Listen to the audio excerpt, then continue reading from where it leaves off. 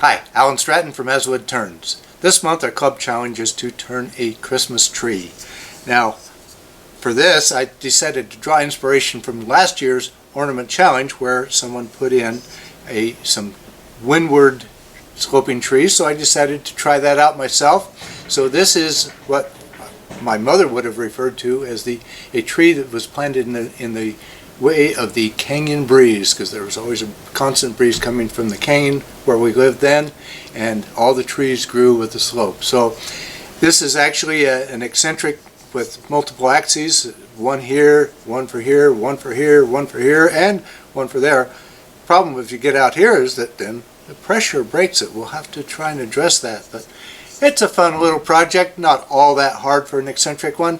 Let's turn it. This wood is aspen, a softwood. Often it has checks and cracks, but this piece seems sound. After roughing it round, the first order of business is to cut a tenon. I usually finish my tenons with my skew. Once the end is trimmed, I set up a Forstner bit to drill the tenon. An alternative is a box scraper. I will go deep this time to keep enough wood to avoid splitting or breaking it down the road. With the live center again in place, I can waste off some of the excess wood. This end will become the base or trunk of the tree. I am shaping the lower portion of the base to a finished shape. However, above the base, I am leaving the trunk thick. I need this to be robust to survive the off-axis turning that is coming. I'll sand and finish now, but focus on the section above a groove.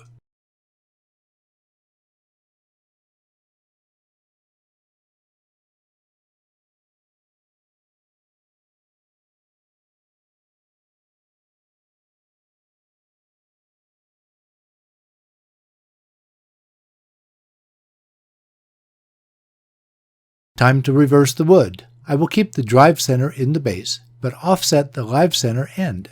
I drew a line with marks for the future axis points. In retrospect, I should have removed that tenon. It got in the way of setting the live center points. This is my opportunity to form the lowest branch for my tree. Sanding now is a great plan.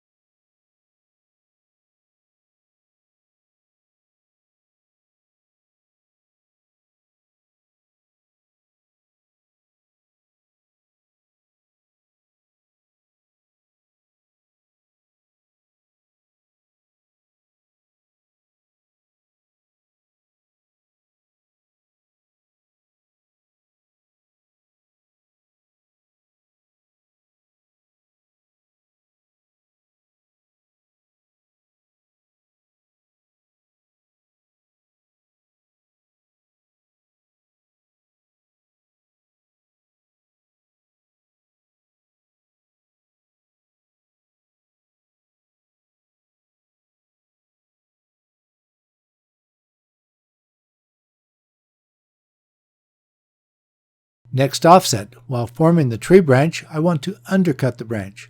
Sand this section now.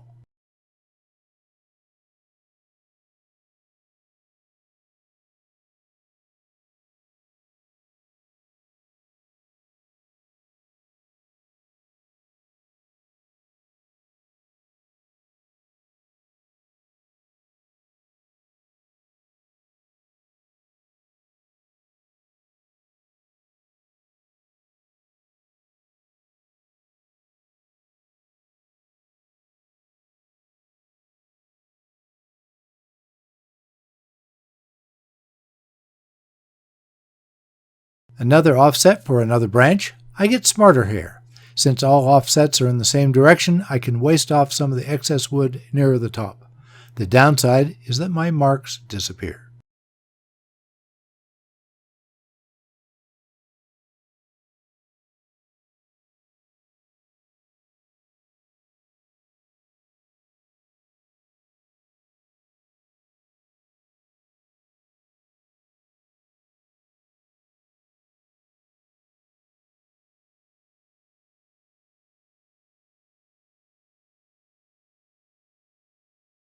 Another offset even further it is getting more dicey.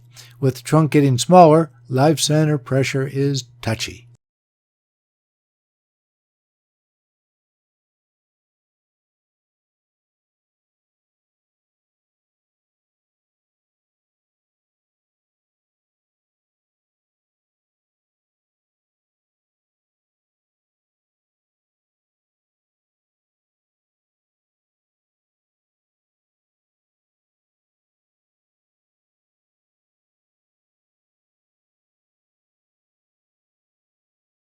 I try for one more offset, but the thin trunk breaks.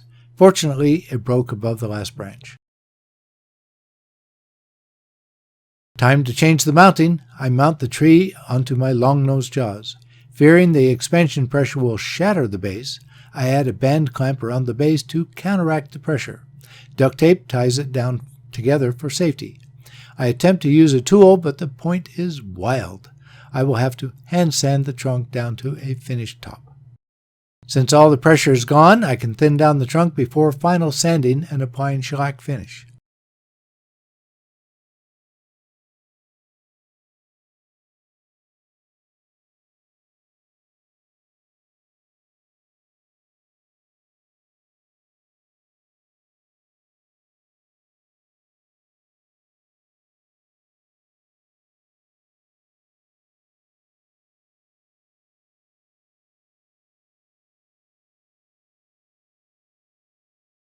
That mortise is way too deep for my taste. I plan to turn a disc to fill the excess and provide a decent weight for the base. Using a size template from my inlay projects makes the sizing the disc easy. While I'm making the disc, I use my LED laser to sign the project. I've burned a grid on one base for the laser. This guides the placement for the disc. I also have to focus the laser by adjusting the height. I use a simple process to aim the laser. In the software, I draw a circle at the maximum size. I set this to barely illuminate the laser and turn it off all other times. Running laser confirms placement. Back at the computer, I turn off the outline and turn on the path for the signature. The signature is designed with cut lines rather than etch lines. It goes really fast since it is very shallow cut. After gluing in the disc, my eccentric tree is complete. It does illustrate the blowing wind that has affected its growth. I like my eccentric tree inspired by last year's Ornament Challenge. Remember, November comes quickly. Plan now to enter your ornament. Please give this video a thumbs up and subscribe to my website as well as on YouTube. Please spread your word by telling your friends about my weekly videos. I appreciate your comments and questions. Please wear your full face shield whenever the lathe is running.